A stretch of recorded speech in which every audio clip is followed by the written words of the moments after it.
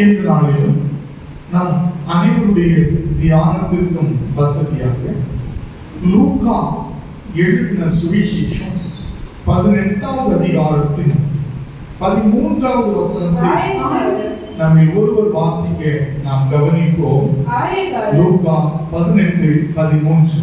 ஆயக்காரன் தூரத்திலே நின்று தன் கற்களையும் வானத்துக்கு ஏறெடுக்க துணியாமல் ஆயக்காரன் தூரத்தில் நின்று தன் கண்களையும் வானத்துக்கு ஏறெடுக்க துணியாமல் தன் மார்பிலே அடித்துக்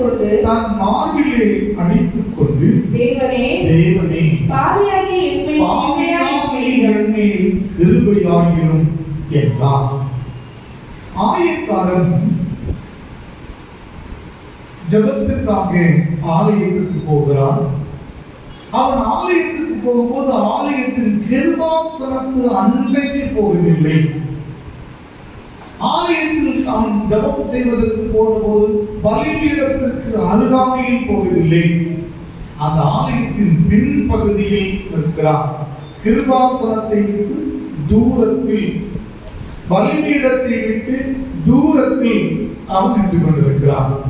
அவன் நின்று கொண்டு தன்னுடைய கண்களை வானத்துக்கு நேராக கூட ஏறெடுப்பதற்கு துணியவில்லையாம். தைரியம் அவனுக்கு வரவில்லை. ஒரு தவறு நமது பிள்ளைகள் செய்யுமானால் அந்த தவறை நாம் பார்த்துவிட்டால் பெற்றோருடைய முகத்தை இந்த பிள்ளைகள் நோக்கி பார்க்க தவறும். அது துணிந்து பார்ப்பதற்கு அது இயலாமல் திசை திரும்பியே நின்று கொண்டிருக்கும். ஏனென்றால் நான் தவறு செய்துவிட்டேன் என்கிற ஒரு குற்ற மனப்பான்மை. இப்படிப்பட்ட ஒரு குற்ற மனப்பான்மையில இந்த ஆயக்காரன் நின்று கொண்டிருக்கிறான், தூரத்தில் இருக்கிறான். அவனுக்கு தெரிந்தது, அவன் கற்றது, அவன் அறிவுக்கு புலப்பட்டது என்னென்றால் ஆண்டவர் வானத்தில் இருக்கிறார் என்று. பொதுவாக எல்லாரும் அப்படிதான் நினைக்கிறோம், வானத்தில் அவர் இருக்கிறார் என்று. அவர் வானத்தில் மாத்திரமல்ல, எங்கும் நிரம்பி இருக்கின்றார். ஆமென், அல்லேலூயா. சங்கீதக்காரன் சொல்லுவான், நான் பாதாளத்தில் போய் படுக்கை போட்டாலும் அங்கேயும் நீர் இருக்கிறீர். இதே ஆண்டவரை குறித்து நாம் வாசிக்கும் போது இவ்விதமாய் வாசிப்போம். ஆண்டவர், நான் வானம் என் சிங்காசனம் என்று. எப்படியோ இந்த அபயக்காரனுடைய அறிவு இதுதான், வானத்தில் ஆண்டவர் இருக்கிறார் என்று.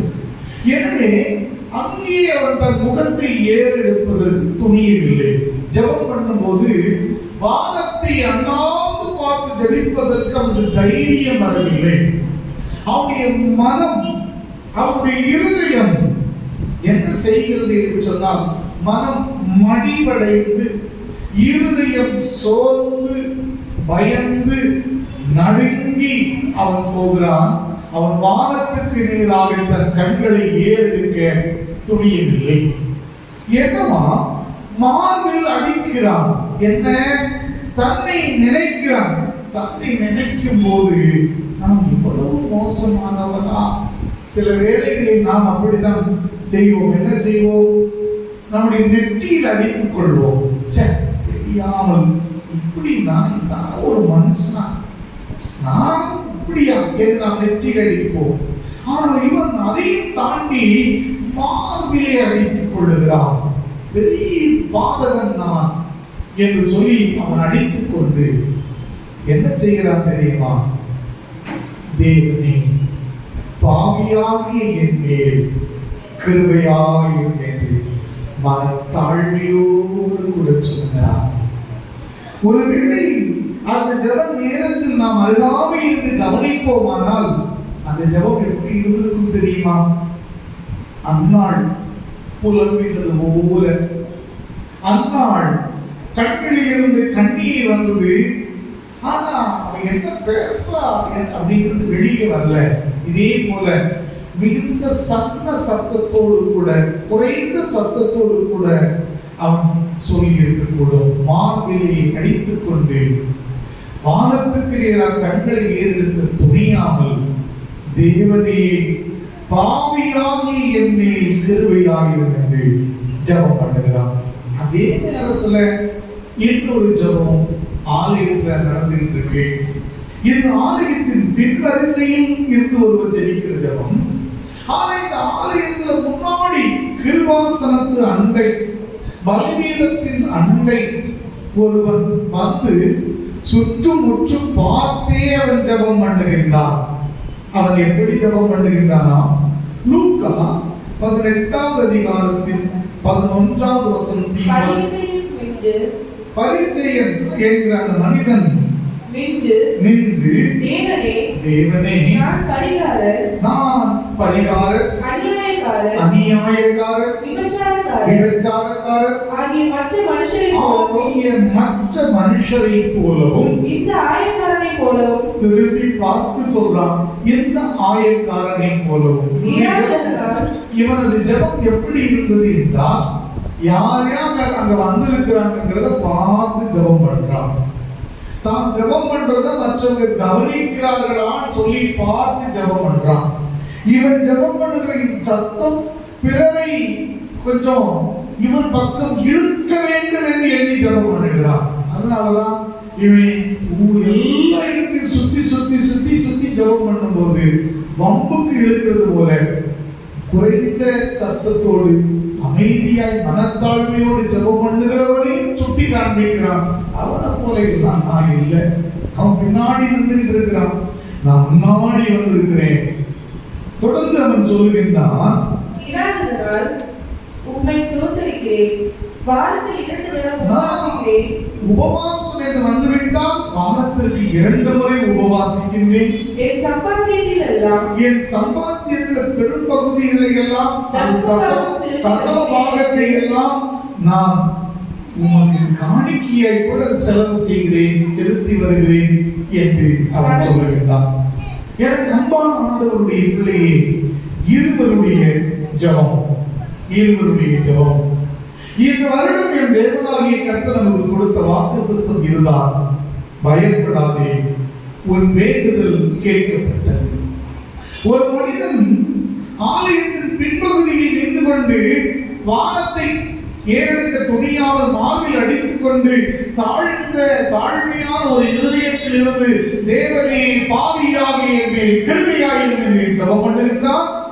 இன்னொருவரும் ஜெபம் பண்ணுகின்றான், நான் அதை செய்தேன், நான் இதை செய்தேன், நான் இவ்வளவு காணிக்கை கொடுக்கின்றேன், நான் இன்னாரை போலெல்லாம் இல்லை, ஐயோ என்று சொல்லி அவன் புகழ்ந்து ஆராதித்து ஸ்தோத்திரம் பண்ணி செலுத்துகின்றான். தேவனாகிய கர்த்தர் இங்கே சொல்லுகின்றார், ஜெபம் கேட்கப்பட்டதப்பா. 2 ஜெபமும் கேட்கப்பட்டது, ஆண்டவருடைய சன்னிதானில் போய் கேட்கப்பட்டது. ஆனால் குறிப்பிட்ட ஜெபத்திற்கு மாத்திரம்தான் பரத்தில் இருந்து பதிலும், குறிப்பிட்ட ஜெபத்தை தான் பரலோகம் ஏற்றுக்கொள்ளவும் செய்தது. அதுதான் இந்த ஆயக்காரனுடைய ஜெபம். ஆண்டவர் சொல்லுகின்றார் 14வது வசனத்தில், அவன் அல்ல, அதாவது பரிசேயன் அல்ல, இந்த ஆயக்காரனே நீதிமானாக்கப்பட்டான். இந்த அற்புதமான காலை வேளையை நான் சொல்லட்டுமா? இந்த ஆயக்காரனுடைய ஜெபம் ஆண்டவரால் அங்கீகரிக்கப்பட்டது. நீண்ட ஜெபமா? இல்லை, குறுகிய ஜெபமாய் தான் இருந்தது. குறுகிய அந்த ஜெபத்தில் இருந்தது மனத்தாழ்மை நிரம்பி இருந்தது. குறுகிய ஜெபத்தில் இருந்தது பாவ உணர்வு புதைந்து கிடந்திருந்தது. அதனாலதான் அந்த குறுகிய ஜெபத்திற்கு ஆண்டவர் பதில் கொடுத்தார். அது சிறிய ஜெபமாக இருந்தாலும், சீரிய ஜெபம் என்று சொல்கிறது போல, அது கனம் அல்லது வெயிட் குறைவான ஒரு ஜெபமாக இருந்தாலும், கனத்த இதயத்திலிருந்து புறப்பட்டு வந்த ஒரு ஜெபமாக, சத்தமே இல்லாத ஒரு ஜெபமாக இருந்தாலும், சத்துவம் நிறைந்த ஒரு ஜெபமாக அந்த ஜெபம் இருந்தது. கடுகு சிறுத்தாலும் காரம் குறைவது இல்லை என்று சொல்லுவார்கள் அல்லவா? அப்படியே இந்த ஜெபம் ஆண்டவருடைய சன்னிதானத்தை அசைத்து இவனுக்கு பதிலை கொண்டு வந்தது. இந்த காலை வேளையிலும் எனக்கு அன்பான ஆண்டவருடைய பிள்ளைகளே, ஆண்டவருடைய சன்னிதானத்தில் ஏறெடுக்கிற நம்முடைய ஜெபங்கள் எல்லாம், அந்த ஜெபங்களுக்கெல்லாம் நல்ல பதிலை ஆண்டவர் கொடுக்க இருக்கின்றார். இந்த வருஷம் இப்படிப்பட்ட சின்ன ஜெபங்கள் சீரிய ஜெபங்களாய் மாறப்போகிறது. கனத்த இதயத்திலிருந்து வருகிற ஜெபங்களுக்கு நல்ல பதில் ஆண்டவர் கொடுக்க போகின்றார். மனத்தாழ்மையான ஒரு இதயத்திலிருந்து புறப்படுகிற ஜெபத்திற்கு இந்த வருஷம் ஆண்டவர் ஒரு நல்ல பதிலை கொடுத்து உங்களை பாராட்டி, உங்களை உயர்த்தி, உங்களை மேன்மைப்படுத்த போகின்றார். ஆமென், அல்லேலூயா. இந்த வருஷம் அப்படிப்பட்ட ஒரு வாழ்வை தான் ஆண்டவர் கிருபையாய் நமக்கு கொடுக்க போகின்றார். நீங்க கவனிச்சு பார்த்தீங்கன்னா தெரியும், வேத புத்தகத்துல லூக்கா எழுதின சுவிசேஷம் 2வது அதிகாரத்துல வாசிப்போமா? 2வது அதிகாரத்தில் 25வது வசனத்தை ஒருத்தர் வாசிப்போம். அப்பொழுது சிமியோன் என்னும் பெயர் கொண்ட ஒரு மனுஷன், அப்பொழுது சிமியோன் என்று பெயர் கொண்ட ஒரு மனிதன் எருசலேமில் இருந்தான். அவன் நீதியும் தேவபக்தி உள்ளவனாயும் இஸ்ரவேலின் ஆறுதல் வர காத்திருக்கிறவனாயும் இருந்தான். அவன் தேவ பக்தி உள்ளவன், இஸ்ரவேலிலே ஒரு ஆறுதல் வர வேண்டும் என்று காத்திருந்தவன்.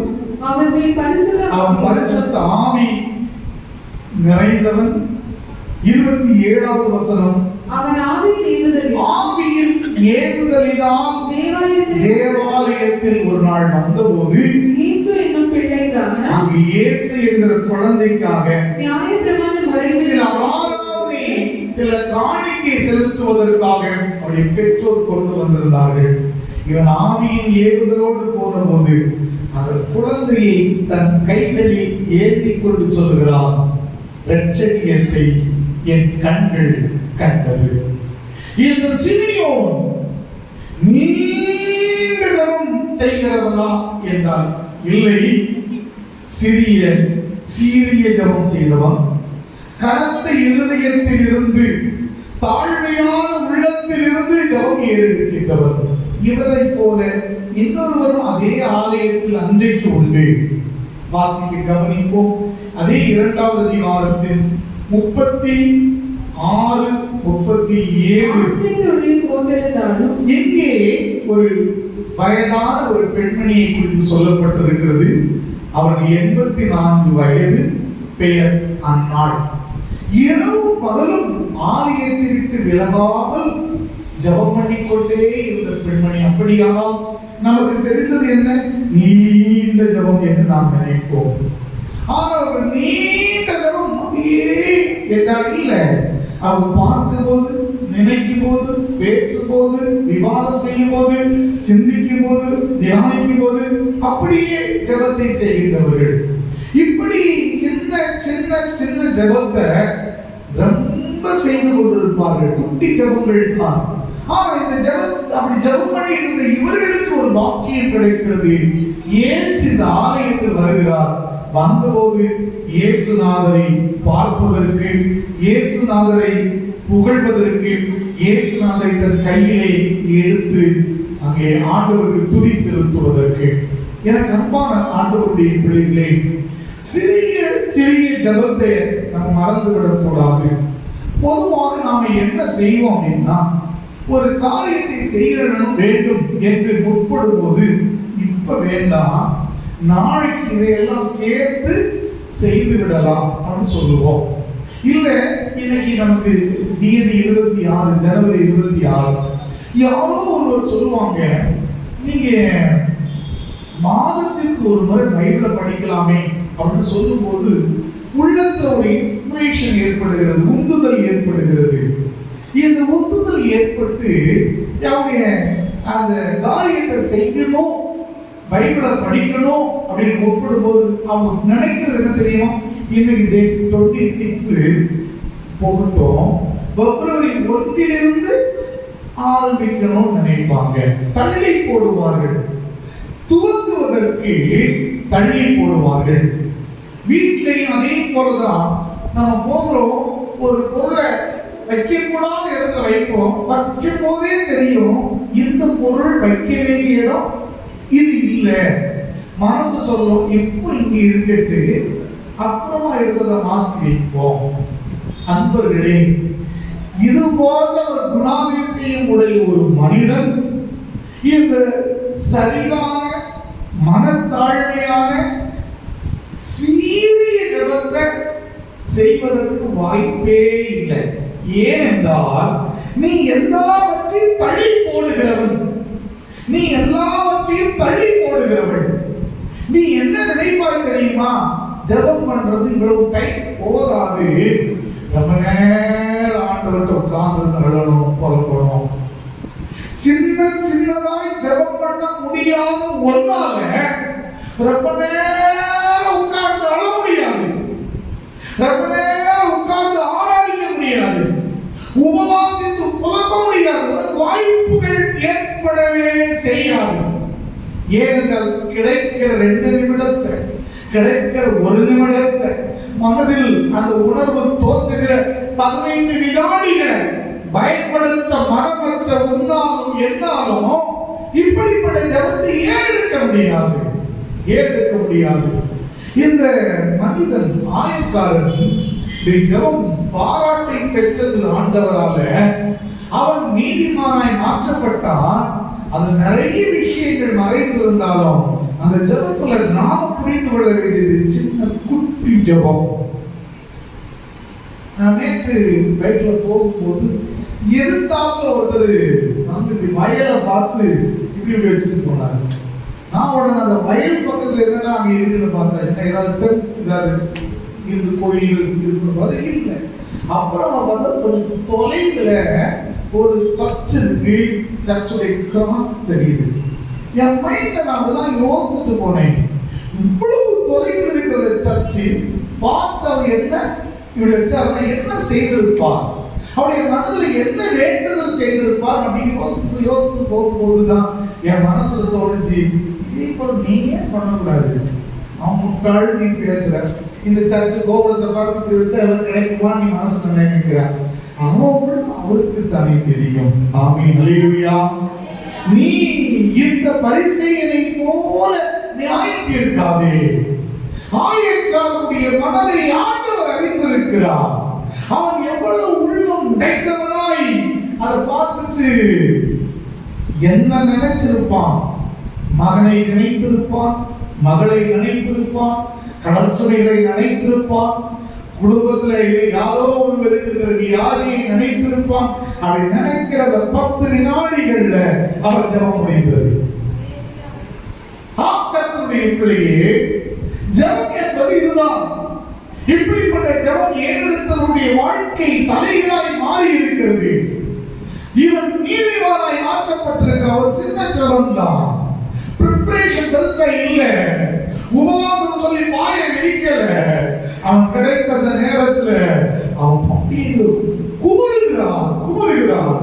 ஆனா நமக்கு எவ்வளவோ வாய்ப்புகளை எல்லாம் ஆண்டவர் ஏற்படுத்தி தந்தாலும் நாம் இந்த ஜெபங்களிலும் ஜெபக்கூடுகைகளிலும் நம்ம கலந்து கொள்ளாமல் யாரோ ஒருத்தருக்கு நம்ம நினைக்கிற பாருங்க, ரொம்ப சிரமப்பட வேண்டிய காலம் வரும். உனக்கு கிடைத்த இந்த நாளிகையாகிலும் இந்த நேரத்தை, இந்த காலத்தை உன் சமாதானத்துக்கு ஏதுவானவர்களை தேடாமல் போனால் சிரமப்பட வேண்டி வரும். எனவே ஆண்டவர் உங்களையும் என்னையும் பார்த்து சொல்லுகிறார், சின்ன சின்ன நேரங்களை எல்லாம் ஜெபத்திற்கு பயன்படுத்தி விடுங்கள். ஆமென், அல்லேலூயா. இப்படிதான் அது மிகவும் ஆசீர்வாதமானது. எங்களுக்கு நாங்க ஆண்டவருக்குள் வந்த அந்த ஆரம்ப நாட்களிலே ஒரு அண்ணன் பேங்க்ல ஒர்க் பண்ணிட்டு இருந்தாங்க. இன்னைக்கு பாஸ்டர் அவர் பெரிய ஆலயத்துல போதகராக இருந்து ஒரு கிராமம் சொல்லுவாங்க, தம்பி இப்படி ஷார்ட் பிரேயர் வேணும், இதுக்கு நீ போய் முழங்கால் படியிட வேண்டாம், டைரியில் நோட் பண்ணி எல்லாம் வைக்க வேண்டாம், போயிட்டே இருக்கணும். போயிட்டே இருக்கணும், பார்க்க ஞாபகம் வர டக் டக் டக் டக்னு சொல்லிட்டே இருக்கணும். யாரையும் நினைக்கிறியா? ரட்சியும் ஆண்டவரே, 10 வார்த்தை போடுவோம், சுகமாக்கும் ஆண்டவரே ஒற்ற வார்த்தை போதும். பாதுகாத்துக் கொள்ளும் ஆண்டவரே ஒற்ற வார்த்தை போதும். இந்த வார்த்தை பெரிய அற்புதத்தை செய்யும். ஆமென். ஹல்லேலூயா. கண்டிருக்கின்றோம். பலமுறை நான் சொல்லி இருந்தாலும் இந்த முறை மீண்டும் நான் உங்களுக்கு ஞாபகப்படுத்த விரும்புகிறேன். ஒரு நாள் நான் அமிதமாய் வண்டியில போயிட்டு சைக்கிள்ல போயிட்டு இருக்கிறேன். போகும்போது எதிர்த்தாப்புல ஒரு பெண்மணி தலையில மூட்டைகளோடு தோள்கள்ல மூட்டை அழுக்கு மூட்டைகள் வேஸ்ட் ரோட்ல கிடக்கிற வேஸ்ட் எல்லாம் பேக்கா போட்டு அப்படி தலையிலையும் முதுகலையும் போட்டு அப்படி சுமந்துட்டு வந்துட்டு இருக்கிறாங்க. கொஞ்சம் மனநிலை பாதிக்கப்பட்டவர்கள். அவங்கள பார்த்து அவங்க நடக்கும்போது சரியாய் நடக்க முடியல. அவங்களுடைய பாதங்கள் அழுகினது போல அந்த மேல் பகுதியில் புண்களா இருந்துச்சு. அப்படி அவங்கள பார்த்தது என்னுடைய மனம் டப்புன்னு மெல்ட் ஆயிட்டு ஒரே ஒரு வினாடி அவ்வளவுதான். அவளை பாஸ் பண்ணி போகும்போது அப்பா இவர்களை சுகமாக்கும் அப்படின்னு சொல்லும் போது எங்களுக்கு ஏதாவது அம்மா அப்பாலாம் இருக்கிறாங்க, ஹாஸ்பிட்டல் கொண்டு போக ஆள் இருக்கிறாங்க, எங்களுக்கு யாருமே இல்லையப்பா அப்படின்னு கொஞ்சம் அப்படி சொல்லும் போது என் கண்களுடைய கண்ணீர் வந்துட்டு நான் தொடச்சு அப்படி பாஸ் பண்ணி போயிட்டேன். ஆண்டவருக்கு எனக்கு நல்ல ஞாபகம் இருக்கிறது. வெரி நெக்ஸ்ட் டே அப்படின்னு தான் நான் நினைக்கிறேன்.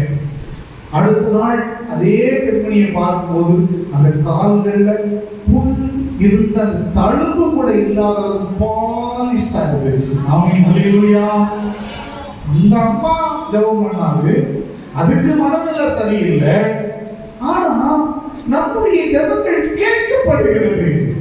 நம்முடைய ஜெபங்களை ஆண்டவர் கேட்கிறார். ஸ்நேகிதா, நீயும் நானும் ஏறெடுக்கிற அந்த ஜெபத்திற்கு வல்லமை உண்டு. அது உன்னுடைய வாழ்க்கையை மாத்திரமல்ல, பிறருடைய வாழ்க்கையை கூட மாற்றக்கூடியது. அதிசயமாய் ஆண்டவருடைய என்னையும் நடத்த விரும்புகிற ஜெபம் பெரிய வலிமை நிறைந்தது.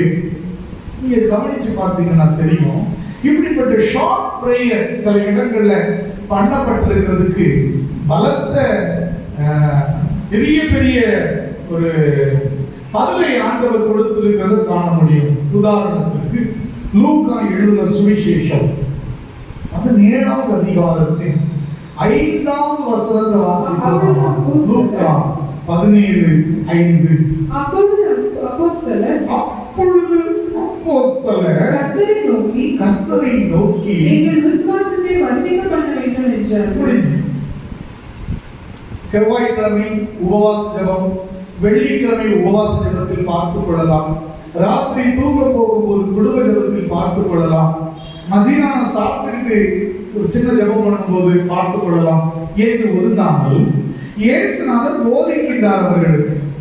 உன் சகோதரன் தப்பு பண்ணாம நீ அவனை மன்னிக்கணும்பா அப்படின்னு. உடனே கேட்கிறான், எத்தனை நேரம் மன்னிக்கிறான் ஒருத்தனை? எத்தனை முறை மன்னிக்கிறது? அதான் கேட்டிருப்பான். ஆமா, நீ நான் மன்னிக்காமதா இருந்தேன், எத்தனை முறை மன்னிக்கணும்? அவர் சொன்னாரு 7 தரம். அப்படின்னா நீ மன்னித்துக் கொண்டே இரு அப்படின்னு. அதெல்லாம் பாசிபிலிட்டிஸே இல்லை, முடியாது. இந்த பைபிள் சொன்னா திரும்ப அதே தப்பதான் பண்றான், எப்படி மன்னிப்பது? இப்பதான் அவன் ஆண்டவர்கிட்ட கேட்கிறான், எங்கள் விசுவாசத்தை.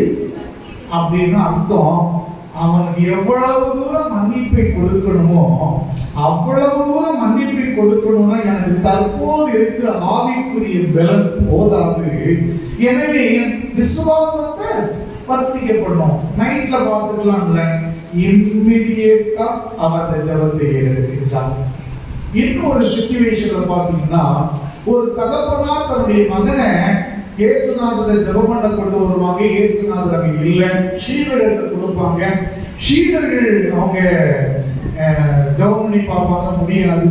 அப்ப திருப்பி இயேசுநாதர் வந்தபோது அவங்க போய் இயேசுநாதர்கிட்ட போய் அந்த தகப்பனார் சொல்லுவாங்க, உங்க சீடர்கள்ட்ட போனேன், அவங்களால முடியல, என் பையனுக்கு பிரச்சனை, என் பையனை சுகமாக்கணும். உடனே இயேசுநாதர் அந்த அப்பாட்ட கேட்பாரு, நான் என்ன குணமாக்குவேன்னு விசுவாசிக்கிறியான்னு.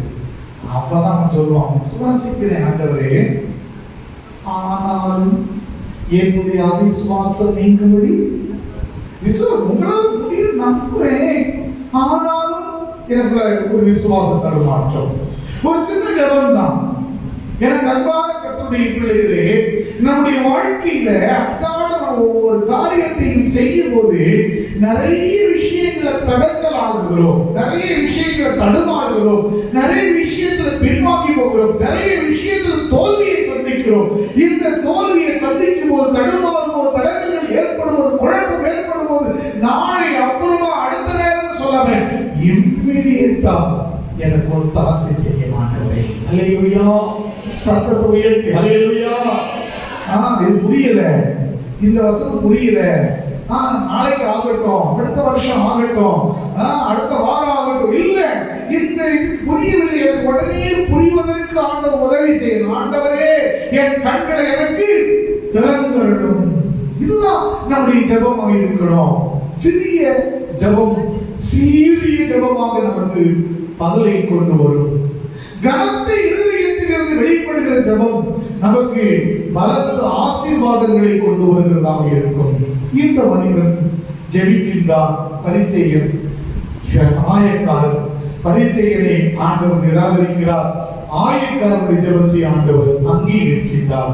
சிறிய ஜெபம் தான். மற்றொரு வசனத்தை கூட வாசிப்போம். மத்தேயு எழுதின சுவிசேஷம் 15வது அதிகாரத்தில் 25வது வசனத்தை நம்ம ஒருவர் வாசிக்க கவனிப்போம்.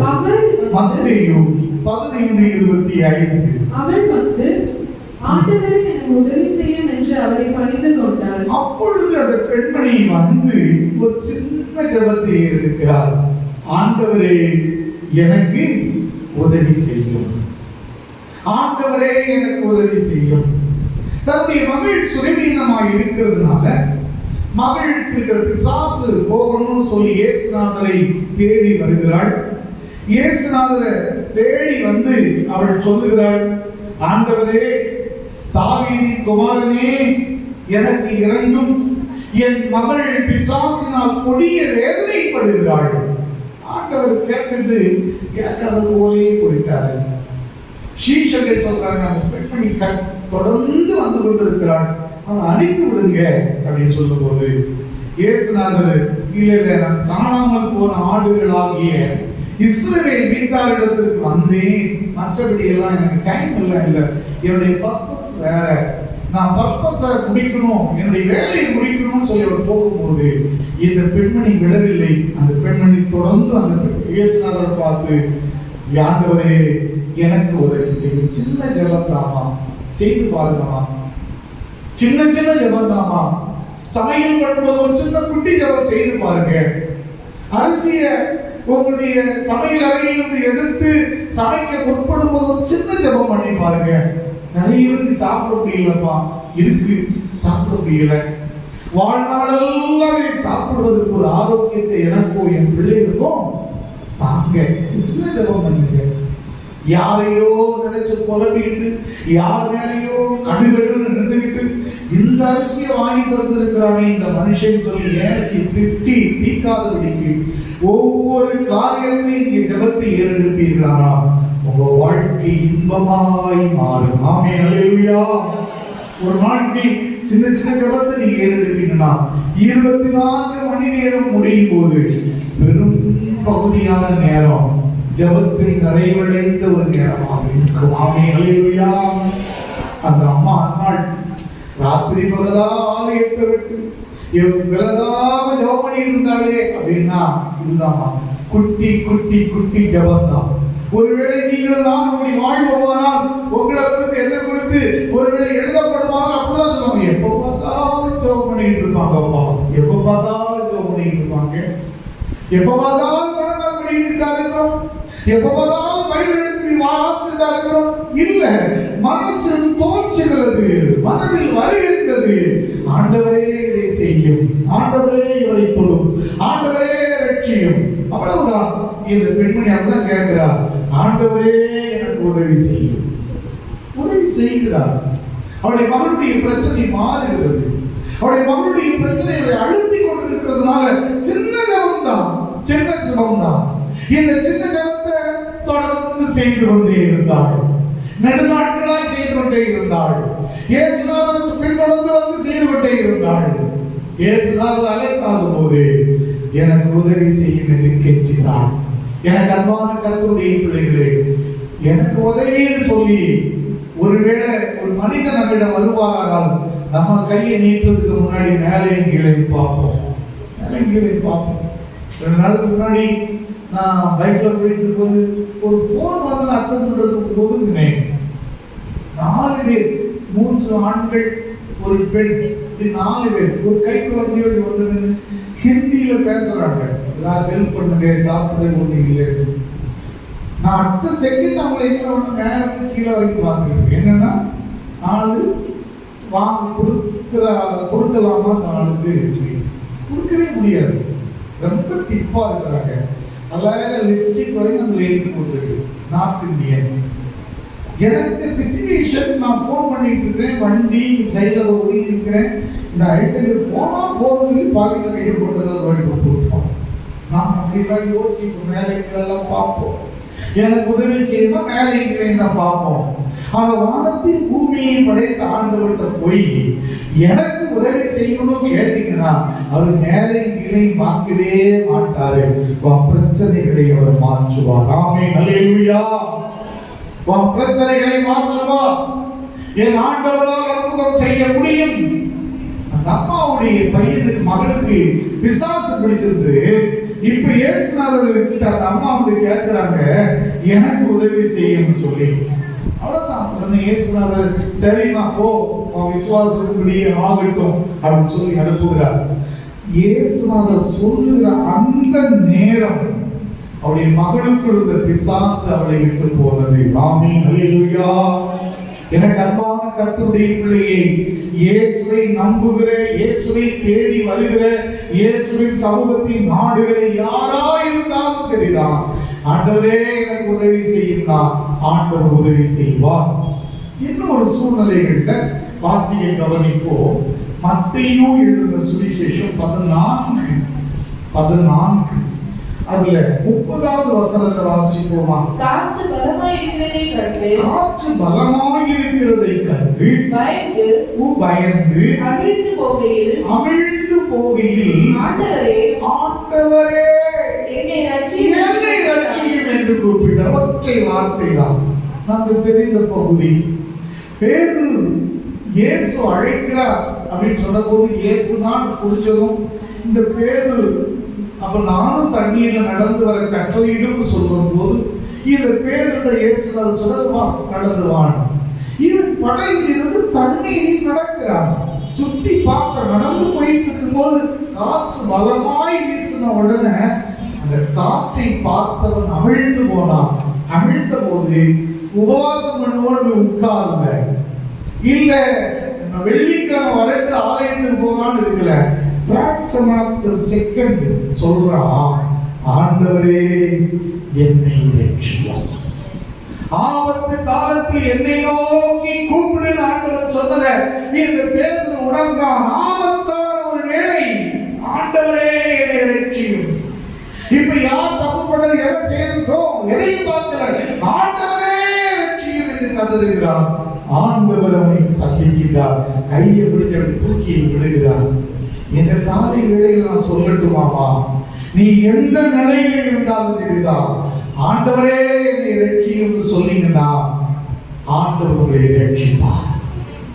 நண்பனை கூட்டா தூரத்துல இருப்பான், சொந்த பந்தங்களை கூட்டா தூரத்துல இருப்பான். ஒருவேளை நீ சிரமப்படுகிற செய்தி, கஷ்டப்படுகிற செய்தி அவனுக்கு கேட்டால் கேளாதது போல அந்த டைம் தாண்டி போகிறது வரைக்கும் தாமதம் பண்ணுவான். ஆண்டவரே என்னை ரட்சியும் என்று சொல்லுவீர்களானால் என் ஆண்டவர் ரட்சிப்பார். ஆமென், அல்லேலூயா. அவர் சொன்னார் அல்லவா, கூப்பிடு நீ பதில் கொடுப்பார், குறிகளெல்லாம் நிறைவாக்குவார். கூப்பிடு நீ பதில் கொடுப்பார், குறிகளெல்லாம் நிறைவாக்குவார்.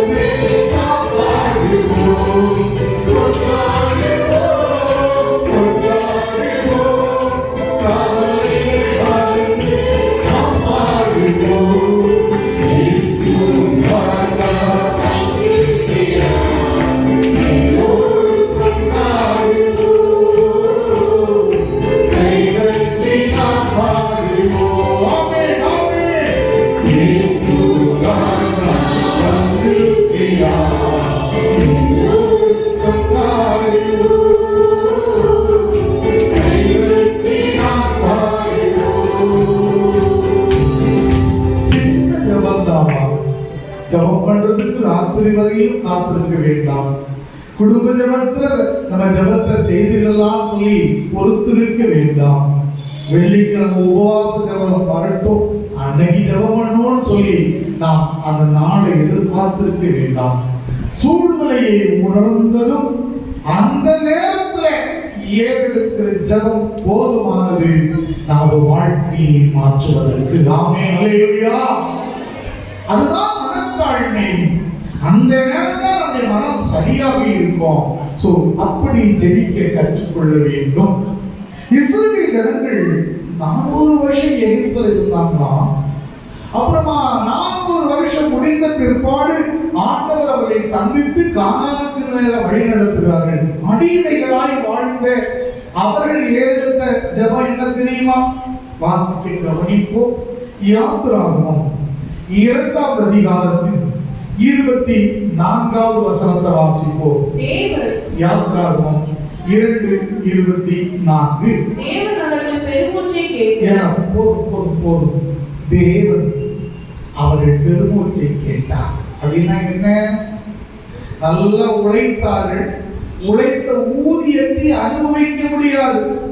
உழைப்பதற்காகவே இவர்கள் பிறந்தது போல 24 மணி நேரத்தில் பெரும்பகுதியான நேரத்தை உழைத்து உழைத்து உழைத்து சரியான உணவு இல்லாமல், சரியான உடை இல்லாமல், சரியான உறைவிடம் இல்லாமல், உறவினர்களோடு கூட நேரம் செலவு செய்வதற்கு சமயம் இல்லாமல் எகிப்திலே என் ஜனம் உழைத்துக் கொண்டே இருந்தது அடிமையாய். வெள்ளிக்கிழமை வரட்டும் காத்திருக்கிறதுக்கு ஓய்வு நாள் இல்லை, கிடைக்கவில்லை. உபவாச நாட்களும் அவர்களுக்கு இல்லை. வேலை செய்யும் போதே, கஷ்டப்படும் போதே அவங்க பெருமூச்சு ஆண்டவரை நோக்கி சென்றது. கிச்சன்ல நிக்கிறியா? போன் வருது, கணவரிடமிருந்து போன் வருது, மகளிடமிருந்து, மகனிடமிருந்து, பேரனிடமிருந்து, பேத்தியிடமிருந்து ஏதோ ஒரு அதிர்ச்சி ஊட்டுகிற ஒரு தகவல் வருகிறது. அந்த நேரத்தில் அப்பா அப்படின்னு ஒரு பெருமூச்சு உருவாய்ப்பார். அந்த பெருமூச்சு ஆண்டவருடைய சன்னிதானத்தில் எட்டுகிறது. அல்லேலூயா. 400 வருஷமாய் என் ஜனம் உங்களை போல என்ன போல இப்படி உட்கார்ந்து ஜெபம் பண்றதுக்கு வாய்ப்பே இல்லாம, அந்தந்த சிச்சுவேஷன்ல உணவு கிடைக்காத நேரத்துல, உறைவிடம் இல்லாத நேரத்துல, வியாதியான நேரத்துல வேலை செய்து கொண்டு அழுது கொண்டு புலம்பி கொண்டு குடும்பத்தோடு டைம் ஸ்பெண்ட் பண்ண முடியாம தவியாய் தவிக்கும் போது ஏறெடுத்த அந்த பெருமூச்சை கர்த்தர் கேட்டார். பெருமூச்சை கர்த்தர் கேட்டார். இந்த காலை வேளையில் நாம் சொல்லட்டும், நீண்ட ஜெபம் அல்ல, சிறிய ஜெபமாக இருக்கலாம். அது சீரிய ஜெபமாய் உன்னுடைய கனத்த இதயத்தில் இருந்து புறப்படுமானால் அந்த ஜெபத்திற்கு என் ஆண்டவர் பதில் கொடுத்து அந்த பரிசெயல் அல்ல, இந்த ஆயக்காரனே நீதிமானாக்கப்பட்டான் என்று சொல்லி ஆண்டவரால் பாராட்டையும் பெற்றது போல, ஜெபத்திற்கான பதிலையும் பெற்றது போல நீங்களும் நான் பதில் பெற முடியும். ஆமென், அல்லேலூயா. பாருங்க, பிள்ளைகளை பாருங்க, பிள்ளைகளுடைய வாழ்க்கை முறை சரியில்லைங்கிறத உணர்ந்தீங்க. அப்படியே ஒரு நடந்து அவ்வளவுதான் செய்ய முடியும். அப்பா, ஆனால் இன்னைக்கு நாம எப்படி வாழ்ந்து கொண்டிருக்கின்றோம் யோசித்து பாருங்க, யோசித்து பாருங்க. இன்னும் இந்த பரிசுத்த வேதாகமத்தை வாசித்து பார்த்தீங்கன்னா ஒரே ஒரு இன்சிடென்ட் மட்டும் நான் சொல்லி முடிச்சிடுறேன். வாசிக்கலாம். சங்கீதக்காரன் 25வது சங்கீதத்தில் 4வது வசனத்தில் சொல்லுகிறார். வாசிப்போம். சங்கீதம் 25:4. கர்த்தாவே, கர்த்தாவே, உம்முடைய வழிகளை எனக்கு தெரிவியும், உம்முடைய வழிகளை எனக்கு தெரிவியும், உம்முடைய பாதைகளை எனக்கு போதித்தருளும். அவ்வளவுதான், அவ்வளவுதான். தாவீதுடைய பிரேயர் அவ்வளவுதான். உம்முடைய வழிகளை எனக்கு தெரியலப்பா, தெரியல. காட்டுல ஆடுகளை மேய்த்து கொண்டிருப்பது, எங்க போறது தெரியாது. சதுப்பு நிலங்களுக்குள்ள மாட்டிட்டு அவ்வளவுதான். ஆடுகள் அல்லது வளர்க்கிறதான அந்த கஞ்சிகள், கன்றுகாலிகள் எல்லாம் சதுப்பு நிலத்துல பட்டுச்சுட்டு அவன் எப்படி போயிடும், எங்க போனோம்னு தெரியாது. ராத்திரி எங்க வரணும்னு தெரியாது. எந்த இடத்துல துஷ்ட மிருகங்கள் வருவோம்னு தெரியாது. காட்டுல போகும்போது ஜெபம் பண்ணதுதான், ஒரு வழிகளை எனக்கு போதியும். நாட்டுல ராஜா வந்த பிறகும் அப்படிதான், ஆண்டவருடைய வழிகளை எனக்கு போதியும். எனக்கு தெரிகிறதெல்லாம், எனக்கு யோசனைக்கு வர்றதெல்லாம் வித்தியாசமா இருக்கு ஆண்டவரே, ஆனால் உம்முடைய வழிகளே எனக்கு வேணும். நீங்க வாஸ்து பார்த்தீங்கன்னா தெரியும், சவுல் என்கிற இளைஞன் புதிய ஏற்பாட்டுல அவனுக்கு யார் மேலே கவலை இல்லை. அவன் படிச்சவன், பணக்காரன், அவன் நினைச்சதை சாதிக்கிறவன், அப்படியே போயிட்டு இருந்தான் பாருங்க. கர்த்தர் சந்திக்கப்பட்டு, கர்த்தரால் சந்திக்கப்பட்டு தாழ விழுந்த போது அவன் சொல்லுகிறான், ஆண்டவரே நாம் என்ன செய்ய சித்தமாக இருக்கிறீர்கள்.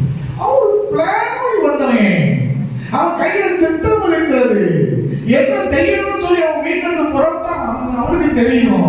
ஆனா கொலாப்ஸ் ஆயிட்டு கர்த்தரை சந்தித்த போது, தேவனை சந்திக்கின்ற தேவனுடைய பிள்ளைகள், நான் தேவனுடைய பிள்ளை என்கிற உணர்வோடு நான் வாழ்வது நிச்சயமாக ஒவ்வொரு அணுகுமுறைகளிலும் ஆண்டவரே நான் என்ன செய்ய சித்தமாக இருக்கிறேன், உமது வழிகளை எனக்கு போதியும் என்று சொல்லி நம்ம ஜெபம் பண்ண வேண்டும். சிம்பிளா அவ்வளவுதான். இதுக்கு இந்த வாரம் எல்லாம் போகட்டு, இந்த வாரம் எனக்கு அங்க போகணும், அடுத்த வாரம் எனக்கு இங்க போகணும், அதுக்கு அடுத்த வாரம் டைம் இருக்கு, அன்னைக்கு நாம் உபவாசம் பண்ணி தோன்றோம். காத்திருக்க வேண்டிய அவசியம் இல்லை. அப்படியே காத்துதான் இருக்கணும். ஆனால் அப்படி வருவரையும் காத்திருக்க வேண்டிய அவசியம் இல்லை. உடனே துவங்கி விடலாம், தேவனே ஒரு வழிகளை எனக்கு போதியும் என்று. நாமே ஹல்லேலூயா. அந்த ஆண்டவர் சொல்வார், நீ நடக்க வேண்டிய வழியை உனக்கு காட்டுவேன், உன் மேல என் கண்ணை வைத்து உனக்கு ஆலோசனை சொல்லுவேன். நாமே ஹல்லேலூயா. தாவீதுடைய ஃப்ரெண்ட்ஸ்ல யார் தெரியுமா? கடன்பட்டவர்கள். வேற யாரெல்லாம்? முறுமுறுக்கிறவங்க. சொல்ல போனா நம்ம லோக்கல்ல சொல்ல போனா அவ்வளவு அப்படி கைகளும் கேட்கக்கூடாது. தாவீது கூடலாம். ஆனா அந்த தாவீது ஒரு அரசன் என்கிற நிலையில உயரணும்னா இந்த ரவுடி பேட்டால எவ்வளவு பிரச்சனைகளை அனுபவித்திருக்கணும். கூட இருந்து நன்மையை பெற்றார்கள். கொஞ்சம் பிரச்சனை வந்ததும் அத்தனை பேரும் தாவீதை கொல்வதற்கு கைகளிலே கல்லை எடுத்துக் கொண்டார்கள். தாவீது தன் தேவனாகிய கர்த்தருக்குள் தன்னை திடப்படுத்தி கொண்டான்னு சொல்லப்பட்டிருக்கு. அந்த இடத்துல அவன் என்ன தருவான்? தேவனே உமது வழிகளை எனக்கு போதியும். கற்களை எடுக்கின்றார்கள், நான் எப்படி மறைந்து கொள்வது? கற்களை எடுக்கிறார்கள், இவர்களுக்கு நான் செய்ய வேண்டியது என்ன? உமது வழிகளை எனக்கு போதியும். சாவின் விளிம்பில் நின்று கொண்டிருக்கின்றான், சாவின் விளிம்பிலே நின்று கொண்டிருக்கிறான். சொல்லட்டுமா, இப்படிப்பட்ட ஒரு நிலையில் இருக்கும்போது தேவனே உம்முடைய வழிகளை எனக்கு போதியும் சொல்லிட்டீங்கன்னா அவர் அதிசயமாய் அழகாய் நடத்துவார். ஆமென் ஹல்லேலூயா. வழி நடத்துகின்ற ஆண்டவர் முன்னும் பின்னும் தம்முடைய தூதர்களை அனுப்புவார். அவருடைய வசனமும் கால்களுக்கு தீபமாக, எப்படி நடக்கணும் எப்படி நடக்கக்கூடாதுன்னு சொல்லி ஒரு தீபத்தை போல, இருட்டிலே வெளிச்சத்தை கொடுக்கிற ஒரு தீபத்தை போல அவரை நடத்துவார். கார் இருளில் அவருக்கு வெளிச்சம் தோன்றும். ஏன்னா நீ கேட்டது என்ன தெரியும்? ஒரு பாதைகளை எனக்கு தெரியும். சிறிய ஜபம் தான் பாதைகளை காண்பித்து 3 நாள் 7 நாள் 21 நாள் 3 மாதம் அப்படி உபவாசம் காத்து உட்கார்ந்து தூக்கி கழிக்கிறத விட அந்தந்த நேரத்துல நம்முடைய குறிப்புகளை எல்லாம் ஆண்டவர்கிட்ட சொல்லிட்டு போகணும். அதிசயமாய் நடத்துவார். ஹல்லேலூயா. அந்த தெய்வம் நம் நடுவிலே வந்து நின்று கொண்டிருக்கிறார். உன் ஜெபத்தை என் ஜெபத்தையும் பார்த்து பதில் கொடுப்பதற்கு ஒருவன் கிருபாசன தண்டையில் வந்து பலிபீடத்தின் அருகாமையில் நெருங்கி நின்று அவன் சொல்றான், நான் இப்படி காணிக்கை படைத்தேன், இதை செய்தேன், நான் அப்படிப்பட்டவன், அதோடு இருக்கிறானே ஆயக்காரனை போடலாம் இல்லை என்று. இன்னொருவன் ஆலயத்துக்கு பின்னாடி நின்று தூரத்தில் நின்று வானத்தை கூட கண்களால் ஏறிட்டு பார்க்க துணியாமல் மார்பையை அடைத்துக் கொண்டு மனம் உடைந்தவனாய், மனம் கலங்கினவனாய், தேவனே பாவியாகிய என் மேல் கிருபையாயிருந்து சொன்ன அந்த சின்ன ஜெபம் இருக்கு பாருங்க, ஒரு பெரிய பலனை அவனுக்கு கொண்டு வந்தது. இந்த காலை வேளையிலும் நிறைய குறிப்புகள் உங்களுக்கு இருக்கலாம். சின்ன ஜெபமாய் ஏறெடுத்து பெரிய பலனை பெற்றுக் கொள்வதற்காக நாம் இருக்கிற இடத்துல எல்லாரும் எழுந்து இருப்போமா? ஆண்டவரிடத்திலிருந்து இன்றைக்கு ஒரு அற்புதத்தை பெற்றுக்கொள்ள போகின்றோம். இன்று glory to God. அப்படியே கண்களை மூடுவோமா? இன்னும் உம்மை அறியணுமே, இன்னும் உம்மை அறியணுமே, இன்னும் கிட்டே சேரணுமே. கண்களை மூடி சொல்லுவாங்க. இன்னும் கிட்டே சேரணுமே, பிரசன்னம்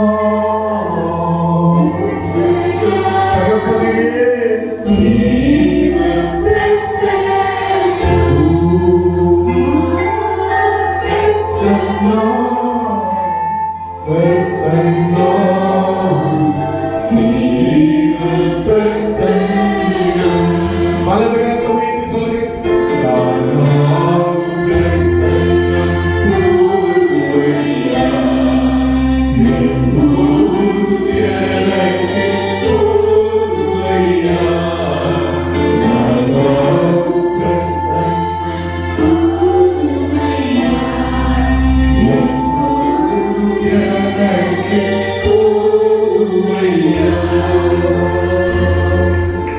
அப்படியே கண்களை மூடி நிற்கும் போது உன் பிள்ளைகளை நினைத்து, உன் குடும்பத்தில் நீ சந்தித்து வருகிற பிரச்சனைகளை நினைத்து, உன் கடன் சுமைகளை நினைத்து ஒரே ஒரு நிமிடம் பெருமூச்சு விடுவாயா? அப்பா மரியா இயேசுவின் பாதத்தில் வந்து அமர்ந்திருக்கும் போது நிறைய கவலை மார்த்தாளுக்கு இருந்தது போல இவளுக்கும் இருந்தது உண்மைதான்.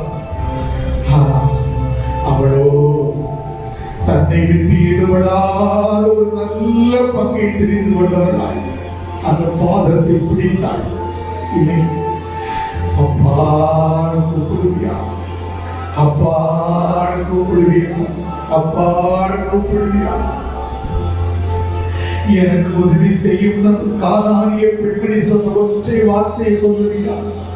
எனக்கு உதவி செய்யும் சொல்லுங்க ஆண்டவரே,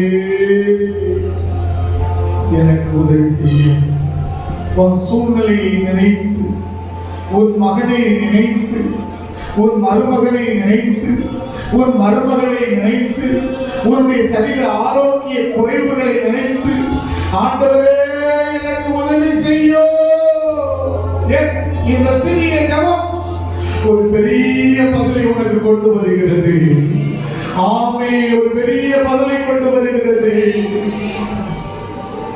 பேதுரு நீரில் மூழ்குகிறது போல, வாழ்க்கையில் மூழ்கிக் கொண்டிருக்கிறது போல ஒரு ஃபீல் பண்றியா? பாவத்தில் மூழ்குகிறது போல உணர்கிறாயா? கடன் சுமையில் அமைகிறது போல உணர்கிறாயா? ஆண்டவரே என்னை ரட்சியும் பேதுரு சத்தம் போட்டது போல சொல்லுவியா? ஆண்டவரே ரட்சியும். சிறு சத்தத்தை உயர்த்தி ஆண்டவரே ரட்சியும். இன்னும் சத்தத்தை உயர்த்தி ஆண்டவரே ரட்சியும்.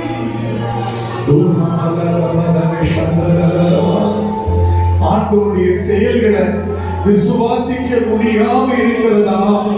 அந்த தேவ பிள்ளைகளை போல நீயும் சொல்ல போறான். ஆண்டவரே என் அவிசுவாசம் நீங்கும்படி உதவி செய்யும். கொஞ்சம் சத்தத்தை உயர்த்தி சொல்லுங்க.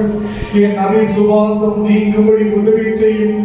என் விசுவாசத்தை வர்த்திக்க பண்ணும், வர்த்திக்க பண்ணும், வர்த்திக்க பண்ணும். என்ன செய்யணும்னு தெரியல, என்ன செய்யணும்னு தெரியல. தெரியாத சூழ்நிலையில நீ எந்த தீர்மானம் எடுத்தாலும் தப்புதான். நீ தீர்மானம் எடுக்காம இருந்தாலும் தப்புதான், தீர்மானம் எடுத்தாலும் தப்புதான். ஐயோ ஆண்டவரை நோக்கி, ஆண்டவரே உமது வழிகளை எனக்கு காண்பியோ. வாயத்திறந்து சொல்லுங்க பார்க்கலாம்.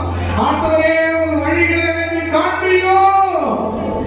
கர்த்தருடைய ஜெபத்தை கேட்கிறார் நம்புற தேவனுடைய பிள்ளைகள் கரங்களை தட்டி glory to God.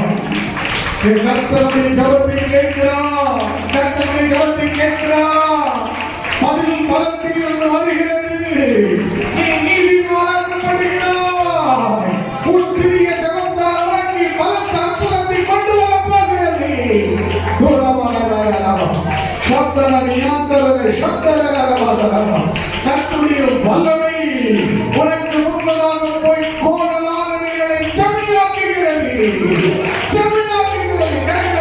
கவனித்துக்கொள். உன் பெருமூச்சு ஆண்டவர் அன்னை எட்டிவிட்டது. மூழ்கி கொண்டிருக்கிற உன்னை ஒரு கரம் பிடிக்கிறது. உன்னை ஒரு கரம் பிடிக்கிறது. ஹல்லேலூயா, ஹல்லேலூயா, ஹல்லேலூயா. வாய்களை திறந்து ஸ்தோத்திரம் பண்ணு பார்க்கலாம். ஹல்லேலூயா. கர்த்தர் உன்னை அதிசயமாய் நடத்தப் போகிறார். தீபாவளி சந்தாராரா ரபாதாரா ரபாதாரா லக்கராரா லக்கராரா பரிசுத்த அக்கினி வருகிறதம்மா. உன்னை சுற்றிலும் வருகிறது. உனக்குள் கடந்து வருகிறது. Glory to God. விடாத, அமைதியாக இராத. இந்த நேரத்தை நீ நடித்து விடாத. ஜெபம் நிலையேற பெற்றது. உன் வேண்டுதல் கேட்கப்படுகிறது. அற்புதம் நடக்கப் போகிறது. நீ ஆச்சரியப்படப் போகிறாய். கரங்களை தட்டி Glory to God. ஏகாத பௌத்தரலர தியந்தரலரவா. கர்த்தரை நம்பி வந்திருக்கிற நீ வெட்கப்பட்டு போவது இல்லை. ஓ ரக்கதரவா ரஷியாதரவா. என் மகளுக்கு உதவி செய்ய என்று கேட்ட கானானிய பெண்மணிக்கு ஆண்டவர் அற்புதம் செய்வது போல உனக்கு செய்ய போகிறார். கரங்களை தட்டி, கரங்களை தட்டி, கரங்களை தட்டி.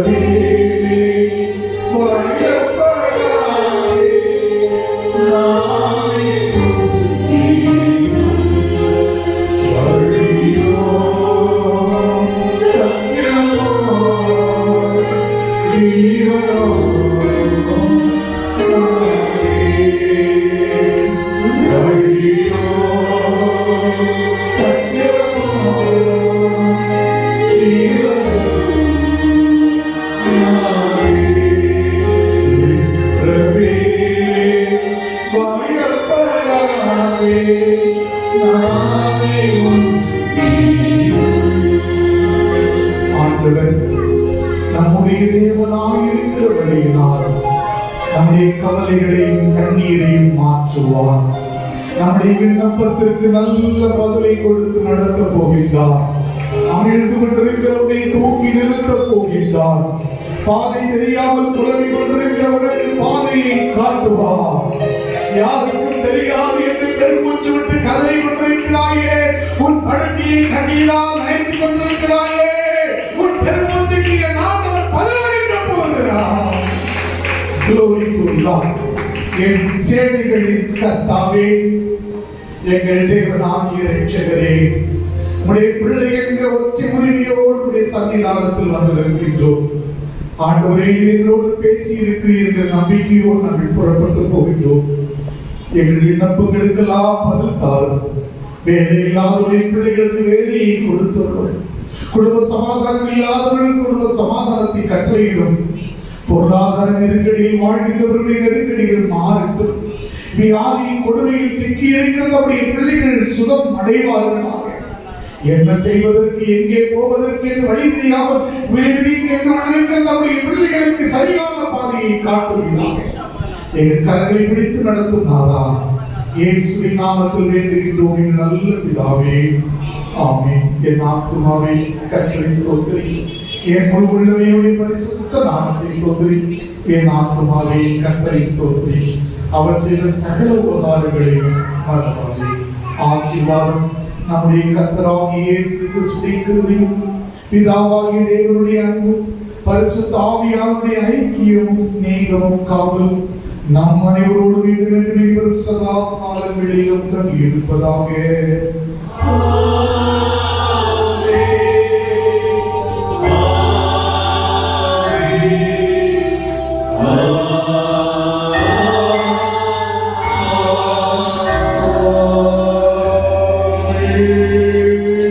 சமாதானத்தோடு புறப்பட்டு போங்கள். கர்த்தருடைய நாமத்தினாலே God bless you all.